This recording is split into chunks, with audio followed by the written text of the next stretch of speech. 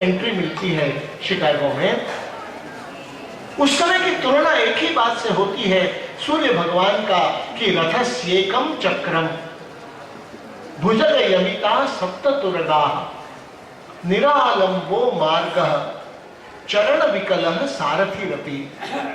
मतलब बाकी सामान्य रथ के तो दो चक्के होते हैं, सूर्य के रथ का चक्का एक ही होता है और चलता है। एक दो घोड़े चलाने में दिक्कत, 7 घोड़े अलग अलग दिशाओं में वेग से दौड़ते हुए रहते हैं। उसमें भी जो लगाम है वो सांपों की है और सांपों का मुंह सारथी की ओर है। सारथी अपंग है, अरुण नाम का व्यक्ति, और कोई सड़क नहीं है। निरालंबो मार्गः, बिना सड़क के चलता है। तिल तिल जलता है, पूरे सृष्टि को प्रकाश और जीवन देता है, खुद के लिए नहीं, सृष्टि को जीवन दाता के नाते कर्तव्य निभाता है। ये जो सूर्य की स्थिति है, इसी पर से कवि कहता है, क्रिया सिद्धि सत्वे भवति महताम नोपकरणे। क्रिया सिद्धि होती है सत्व के आधार पर, संकल्प के आधार पर, उपकरणों और साधनों के आधार पर नहीं। सिद्धि मिलती है साधना से, न कि साधनों से। ये जीवन जी कर दिखाया स्वामी जी ने। हम भी इसका विचार करें तो इसमें लक्ष्य के प्रति एकाग्रता, सर्वस्व कार्यम व साधयेम देहम व पातयेम, या तो कार्य की सिद्धि होगी या शरीर गिरेगा। फिर अर्जुनस्य प्रतिज्ञे द्वे न दैन्यम न च पलायनम। अर्जुन की दो ही प्रतिज्ञा, न दीनता दिखाऊंगा और न पीठ मोड़कर भागूंगा। इसमें से ही उपनिषद का वो मंत्र स्वामी जी ने सिद्ध किया और बताया, मां भी मत डरो, डरो। और ये भी काशी में ही सीखा था। दुर्गा जी के मंदिर के पास जा रहे थे, बंदरों ने दौड़ाया, दौड़ने लगे स्वामी जी, अचानक बुद्धि आई, रुक गए, मुड़े, जोर से हड़काया, बंदर पीछे भाग चले थे।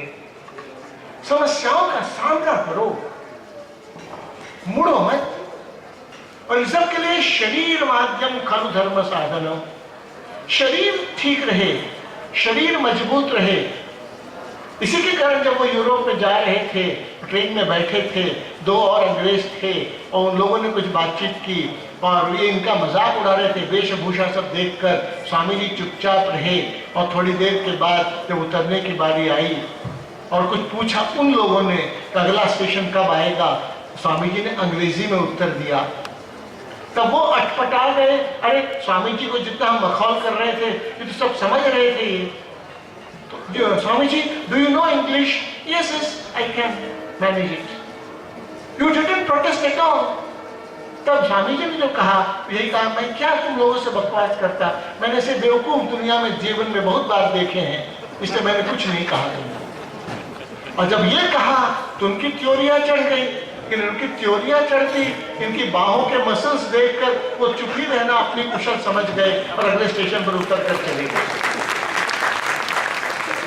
ये जो सार कहा गया कि गीता का ज्ञान फुटबॉल के मैदान में ज्यादा अच्छी तरह तुम ले सकोगे,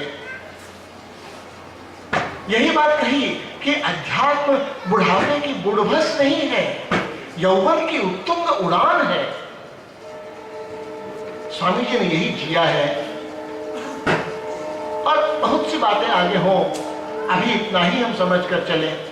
एक राही के समान हम भी कुछ एक कदम तो आगे बढ़े, क्योंकि पत्रम पुष्पम फलम तोयम की पूजा पद्धति से ज्यादा श्रेष्ठ पूजा होती है शिवो भूत्वा शिवम यजे।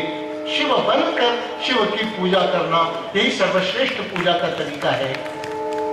तो हम क्या करें? वो तो इतने बड़े थे, हम तो बस ताखे पर रखेंगे, फूल माला चढ़ाएंगे, जल भी ढाल देंगे, हाथ धो लेंगे, बात पूरी होती है? नहीं, बात पूरी नहीं होती है।